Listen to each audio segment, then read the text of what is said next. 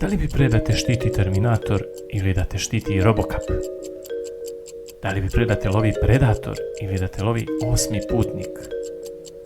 Da li bi pre da sretneš u noći Michael Myersa ili da sretneš Jasona?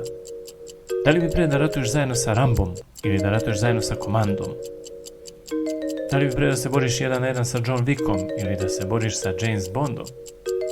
Da li bi pre da živiš u univerzumu Gospodara prstenova ili u univerzumu Igre prestola? Da li bi pre da imaš super sluh ili da imaš super vid?